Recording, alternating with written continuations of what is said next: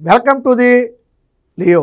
పల్నాడు జిల్లా వెల్దుర్తి మండలం గుండ్లపాడులో 2022 జనవరి 13 అంటే 2022 సంక్రాంతి సమయంలో ఒక తెలుగుదేశం పార్టీ కార్యకర్తను నడి రోడ్డు మీద పేకగోసి హతమార్చినటువంటి ఘటన ఆ రోజు రాష్ట్ర వ్యాప్తంగా కూడా సంచలనంగా మారింది.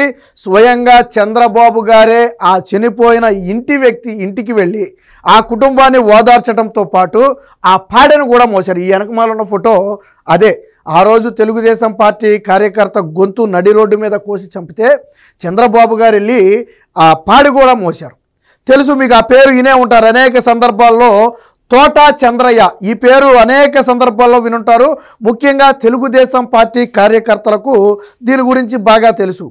సో ఆ రోజు ఏం జరిగింది అంటే, కేవలం తెలుగుదేశం పార్టీ బ్యానర్లు కట్టి టీడీపీ నేతల వెంట తిరుగుతున్నాడనే ఒక కక్షతో బెదిరిస్తే భయపడలేదని పట్టపగలే నడి రోడ్డు మీద గొంతు కోసి చంపారు. విచిత్రం ఏంటంటే, చంపే సమయంలో కూడా నువ్వు జై జగన్ అంటే నిన్ను వదిలేస్తామంటే జై చంద్రబాబు అన్నాడు. జై చంద్రబాబు అని ఎప్పుడు అన్నాడో అప్పుడు పేకు వేశారు నడి రోడ్డు మీద. పట్టపగలు నడి రోడ్డు మీద అందరూ తిరిగే సమయంలో చంపితే మరి అలాంటి వాళ్ళని ఏం చేయాలి? తీసుకెళ్ళి ఉరికమ్మం ఎక్కించాలి కదా. కానీ ఆ రోజు ఉన్నది ఎవరు? జగన్మోహన్ రెడ్డి. చంపింది ఎవరు? వైసీపీ కార్యకర్తలు, నాయకులు. కాబట్టి తూతూ మంత్రంగా కేసులు పెడితే 2 రోజులు జైలుకి వెళ్ళారు. మళ్ళీ బెయిల్ మీద బయటకు వచ్చి పోనీ వచ్చిన తర్వాత అయినా భయంతో ఉన్నారు వాళ్ళు, చంపిన వాళ్ళు. లేదు, భయపడాల. అరాచకాలు మరీ పెరిగిపోయి ఒక మనిషిని చంపితేనే 2 రోజుల్లో బయటకు వచ్చేస్తే ఇంకా అంతకంటే వాళ్ళకి ధైర్యం ఏం కావాలి? ఏం చేస్తే మాత్రం ఎవడేం చేయగలుగుతారు వాళ్ళని? ఆ ధైర్యంతో మరి కొంతమంది టీడీపీ నేతలను కూడా వేధించారు. మొత్తంగా ఇందులో 7 ఉన్నారు. అక్కడ స్థానిక ఎంపీపీతో పాటు, ఎంపీపీ సోదరుతో పాటు మరొక 3-4 ఉన్నారు. అందులో వీళ్ళు మొత్తంగా 7 ఉన్నారు. గతంలో చంద్రబాబు గారు ఒక మాట చెప్పారు, తోట చంద్రయ్య కేసును తిరిగి రీఓపెన్ చేపిస్తాం, దాని మీద పూర్తి స్థాయి విచారణ చేసి దోషులను కఠినంగా శిక్షిస్తామని చెప్పి ఎన్నికల సమయంలో చెప్పారు. ఆ టీడీపీ కార్యకర్తలకు కూడా తోట చంద్రయ్య హత్య అనేది తీవ్రంగా కలిచివేసింది. ఒక తెలుగుదేశం పార్టీ కార్యకర్తను జై జగన్ అన్నాడని చెప్పి పేక కోసి చంపేయడం అంటే ఎంత దారుణమైన పరిస్థితులు ఉన్నాయి ఆ రోజు. విషయం ఏంటంటే, ఆ రోజు జోలకంట బ్రహ్మానందరెడ్డిని ఆ పల్నాడు నియోజకవర్గ ఇన్ఛార్జిగా నియమించిన తొలిసారి జోలకంట బ్రహ్మానందరెడ్డి ఆ ఊర్లోకి వస్తున్న నేపథ్యంలో వీళ్ళు ఏం చేశారంటే ఫ్లెక్సీలు కట్టారు. జోలకంట బ్రహ్మానందరెడ్డి ఫ్లెక్సీలు కట్టారు, టీడీపీ బ్యానర్లు కట్టారు. జోలకంట బ్రహ్మానందరెడ్డి వచ్చాడు. తోట చంద్రయ్య కూడా జోలకంట బ్రహ్మానందరెడ్డి ఈ ఊరేగింపులో పాల్గొన్నాడు. సో అదే వైసీపీ నేతలకు నచ్చల. ఆ గ్రామంలో తోట చంద్రయ్య అడ్డు తొలగిస్తే వైసీపీకి ఎదురు లేదనుకున్నారు. ఇక్కడ తోట చంద్రయ్య వెళ్ళడమే కాకుండా మరి కొంతమందిని పోగేసుకుని వెళ్ళాడు కూడా. అది వైసీపీ నేతలకు నచ్చల. ఆల్రెడీ హెచ్చరించారు, నువ్వు బ్యానర్లు కట్టొద్దు, జోలకంట బ్రహ్మానందరెడ్డి కూడా తిరగొద్దు అని చెప్పి హెచ్చరిస్తే లెక్క చేయాల మనోడు. మీరే నాకు చెప్పేదని లెక్క చేయకపోతే, ఓహో వీడి పని ఇలా ఉందా, ఇలా కాదు, వీడిని ఈ ఊరు మొత్తానికి భయం వస్తుంది, అప్పుడు మన గ్రిప్లో ఉంటుందని చెప్పి పిన్నెల్లి రామకృష్ణారెడ్డి అనుచరులు, పిన్నెల్లి రామకృష్ణారెడ్డి ఎంత పెద్ద ఇదో మనకు తెలుసు, ఎంత క్రూరంగా ప్రవర్తిస్తాడో తెలుసు. ఈవీఎంలు బద్దలు కొట్టినటువంటి చరిత్ర పిన్నెల్లి రామకృష్ణారెడ్డిది. అలాంటి పిన్నెల్లి రామకృష్ణారెడ్డి అనుచరులే ఇప్పుడు తోట చంద్రయ్య చెప్పారు. ఇప్పుడు కూటమి ప్రభుత్వం ఈ కేసును సీరియస్గా తీసుకుంది. దీన్ని సిఐడికి అప్పగించాలి అని చెప్పి నిన్న ఆదేశాలు కూడా జారీ చేయడం జరిగింది. ఈ కేసు ఫైల్ను ఇమీడియట్గా సిఐడికి బదిలీ చేయాలని కూడా ఆ ఆఫీసు నుంచి వారికి ఆర్డర్స్ కూడా వెళ్ళడం జరిగింది. సో సిఐడి ఈ కేసును రీఓపెన్ చేసి తిరిగి ఆ విచారణ అయితే చేయనుంది. గతంలో చంద్రబాబు గారు ఎన్నికల ప్రచార సమయంలో కూడా అక్కడ పర్యటించినప్పుడు చెప్పారు, తోట చంద్రయ్యని ఎంత దారుణంగా హత్య చేశారో నాకు తెలుసు, స్వయంగా నేనే వచ్చి తోట చంద్రయ్య పాడి మోసాను. సో తోట చంద్రయ్య నా కుటుంబ సభ్యుడు లాంటి వాడు, ఇలాంటి వాడిని చంపిన వారిని ఉత్తినే వదిలిపెట్టము, నేను వచ్చిన తర్వాత కఠినంగా శిక్షిస్తామని చెప్పి చంద్రబాబు గారు హామీ ఇచ్చారు. ఇచ్చిన హామీకి కట్టుబడి ఈరోజు తోట చంద్రయ్య హత్య కేసును సిఐడికి అప్పగిస్తూ ఆదేశాలు అయితే జారీ చేయడం జరిగింది. ఇప్పుడు ఇందులో ఉన్నటువంటి 7 మీద పూర్తి స్థాయి విచారణ చేసి అన్ని స్పష్టమైన ఆధారాలతో ఇప్పుడు కోర్టు ముందు అయితే నిలబెట్టబోతున్నారు.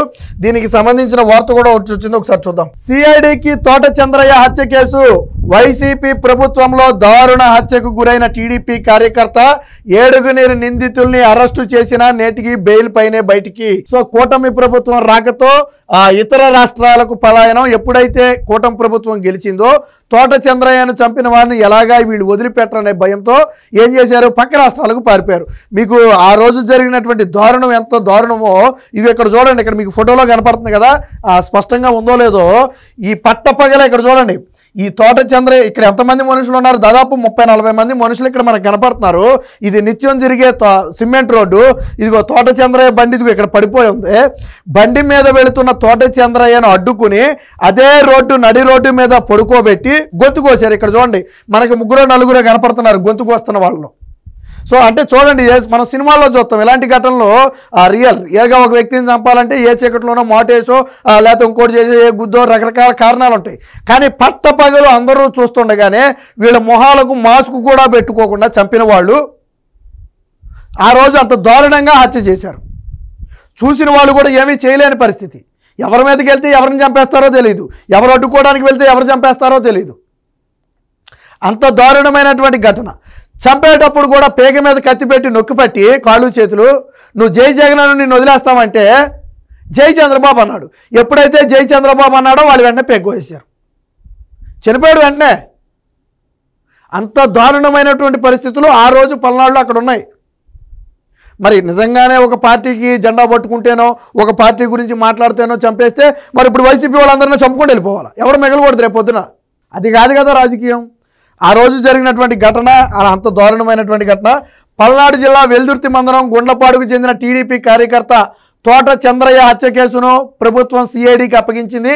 ఈ కేసును ఓపెన్ చేయాలని భావించిన ప్రభుత్వం తదుపరి చర్యల్లో భాగంగా సిఐడికి అప్పగించాలని నిర్ణయించుకుని ఫైల్ను వెంటనే సిఐడికి పంపాలని ఆదేశించింది. గుండ్లపాడులో 2022 జనవరి 13 సంక్రాంతి సమయం అది.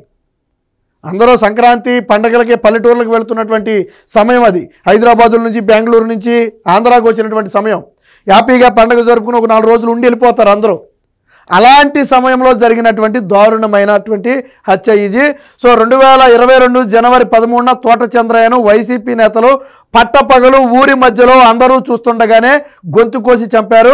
వైసీపీ పాలనలో టీడీపీని వీడి వైసీపీలో చేరాలని బెదిరించిన ససేమిరా అనటంతోనే చంద్రయ్యను హత్య చేసినట్టుగా ఆరోపణలు అక్కడ ఉన్న వాళ్ళు కూడా స్వయంగా చెప్పారు.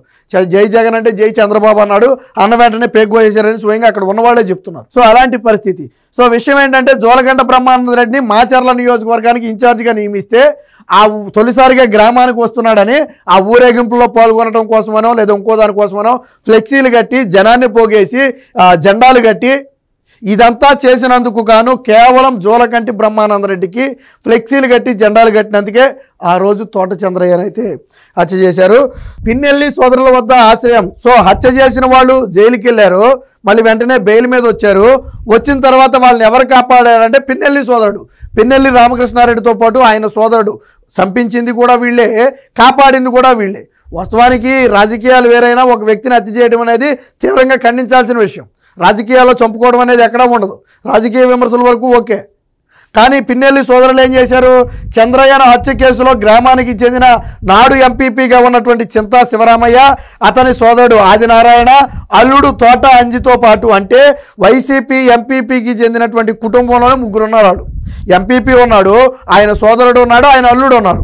వీళ్ళతో పాటు మరొక నిందితులు మొత్తం 7 అరెస్టు చేసి జైలుకు పంపితే కొంతకాలం రిమాండ్ మీద ఉండి మళ్ళీ ఇప్పుడు బెయిల్ మీద బయటకు వచ్చారు. వచ్చిన తర్వాత ఇంకా వాళ్ళని కాపాడుకుంటూ వస్తున్నటువంటి బాధ్యత ఎవరు తీసుకున్నారు, ఆయన వైసీపీ ఎమ్మెల్యే, అప్పుడు వైసీపీ ఎమ్మెల్యే పిన్నెల్లి రామకృష్ణారెడ్డి, అతను తమ్ముడు పిన్నెల్లి వెంకటరామరెడ్డి.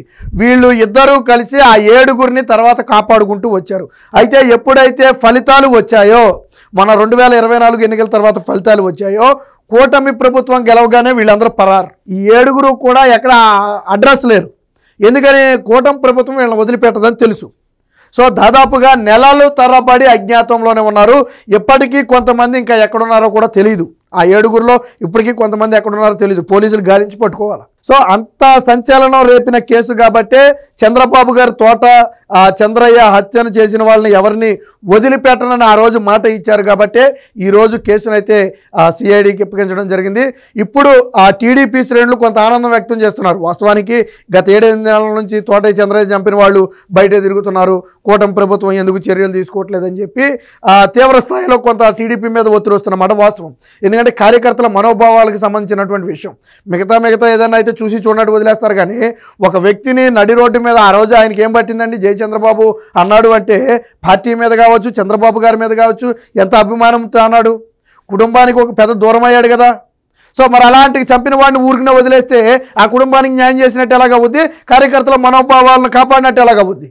కాబట్టే ఈరోజు చంద్రబాబు గారు ఒక సంచలన నిర్ణయం తీసుకుని కేసునైతే రీఓపెన్ చేయబోతున్నారు. ఖచ్చితంగా 7గురికి శిక్ష పడుతుంది, ఒక్కరు కూడా తప్పించుకోలేరు. సిఐడి విచారణలో అన్ని ఆధారాలతో మరొకసారి కోర్టు ముందు వారిని దోషులుగా నిలబెట్టి కఠిన శిక్ష వేయిస్తుంది కూటమి ప్రభుత్వం అని ఇప్పుడు కార్యకర్తలు ఆనందం వ్యక్తం చేస్తున్నారు. Please subscribe to Leo news for more videos.